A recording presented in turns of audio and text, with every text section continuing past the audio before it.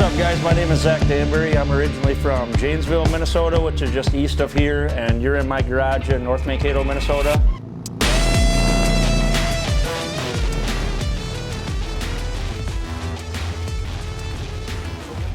So this is all stuff that came from my buddy Jay's garage after he passed away. So this is a picture of him, one of his stickers for Good Jay Choppers. Got some of his ashes here, and this was a flag that hung above his jig that he used to chop his frames up. This is a Russell Murchie flag here that I bought. These are like numbered that he does. He did 10 of them, and his artwork is phenomenal. My favorite one that I have of his is this one right here.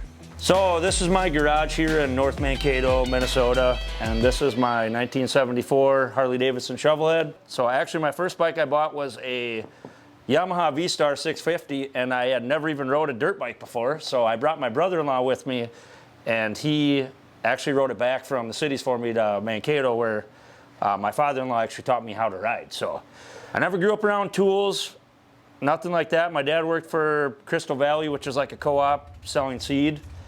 So I have no mechanic background at all.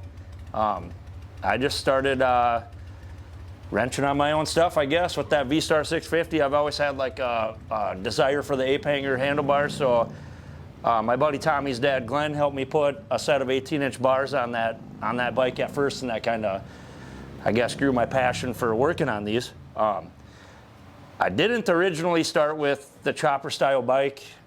I started on that 650, but then I went all the way through the street glide phase. And before I ever had a chopper, I went to full tilt boogie. And a big influence for this bike was Minnesota Joe's Panhead. Never knew who he was. I never knew anybody up there, but I kept circling back to that bike, and it was kind of my idea of like that 60s style chopper with the tall bars and that narrow look. Now he's redone it, but that was a big influence for like me doing my first bike. So this is my 1974 Shovelhead that I put together over the winter. My goal was to have it done for Donnie Smith, and I just barely made it for that. A lot of people here are familiar with this bike here in the Midwest. It's got a lot of history, not with a lot of people that I'm personally familiar with out of Minneapolis, but I got this bike from Bobby from Fame Hot Rods. It was white. He had a different tank on it with a eagle skull, that replica eagle skull that was molded in the side. And I really fell in love with this bike when I saw it the first time. And Bobby listed it up for sale, and I just couldn't pull the trigger on it. So actually my wife bought this bike for me. And when I won the motor and the transmission, and my kid decided to take the black motor that was in here when I got the bike, I decided if I'm gonna go down that far, I might as well turn it into what I want to turn it into. So one thing that I really wanted to keep on here was the seat. That was done by Jordan from the Union Speed Shop. And if you look at the seat, man, the quality and the craftsmanship that goes into it is just, it was way too important for me to want to do anything different with that part of it. Other than that, I've pretty much changed everything. The oil tank remains the same. But obviously I have this motor that I won from the Vitsy boys on that raffle in here with the transmission. I went with an open chain drive for the primary. That really was driven by the Wisco Speed Shop boys down in Florida, originally from Wisconsin. But I started following them on Instagram, and like I saw that they were running that, and that was something that like I knew I had to do on this bike. I feel like everybody does the belt drive, and the chain drive just looks tough.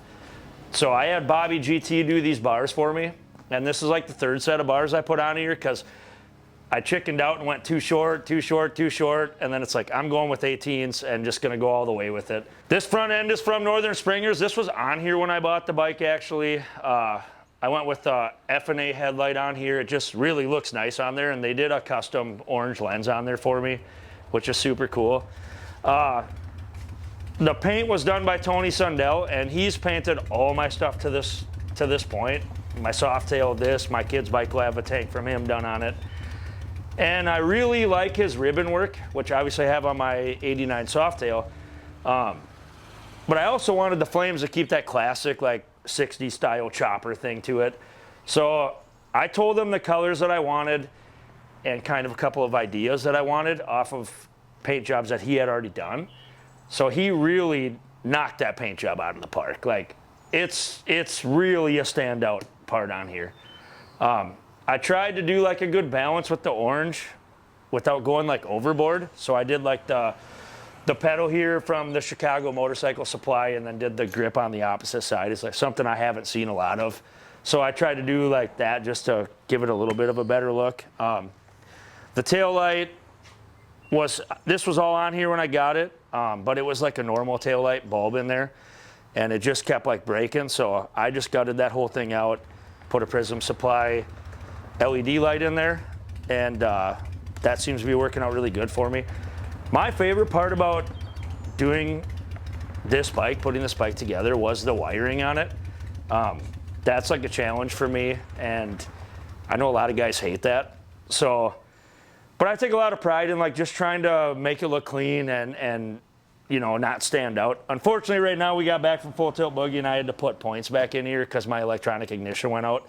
So that's all kind of hanging out there from Full Tilt Boogie. But yeah, other than that, this cover is from Six Cycles Al out of California. And that's like a cool little piece there that I've never seen before in person. This exhaust is a gas box exhaust that I just cut down and put the slant cuts in it. I like that look. Something I have that's really important on both of my bikes to me, on a personal level, are these purple bandanas.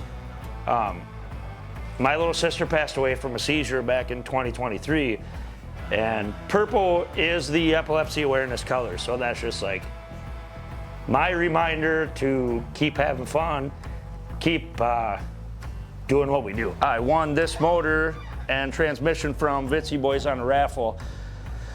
So I didn't know like really what to do with it at that time, and my father-in-law passed away and left a Honda Goldwing for my son in his will, which is obviously way too big of a bike. So our plan was to sell that and use that money towards something that he can learn how to ride on. So the bike we're gonna be building for my kid is the original motor that was in this bike when I bought it. It's a 1978 Shovelhead.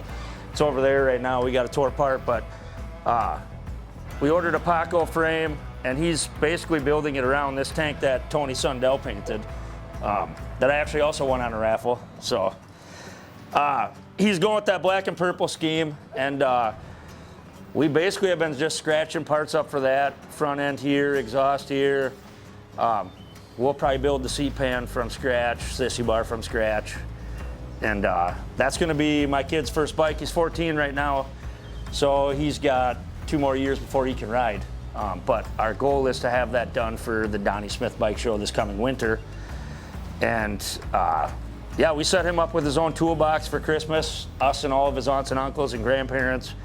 And he's pretty excited about working out of his own toolbox and kind of learning his way around it. So total opposite of what I grew up with, being around the tools and just being around the bikes. So I look forward to doing that with him. That's an important thing. Probably the most special part on this bike is, it was like a fluke. I saw Aero Manufacturing posted that he was looking for a certain Triumph hardtail to do like a 3D modeling off of to reproduce them. And I actually had one in my yard that was like a yard ornament. So I was like, you can just have it. Never met the guy before. So I sent it over with a buddy to Mama Tried, and he was trying to buy it from me, and I was like, I don't really want anything for it. But he makes like custom casted stuff. So what he did was he made me and my son timing covers, and if you put these together, they kind of flow together. So that's like probably the coolest part on this whole bike, in my opinion. So that's like a special thing. So this one will go on his motor, and that one's on mine.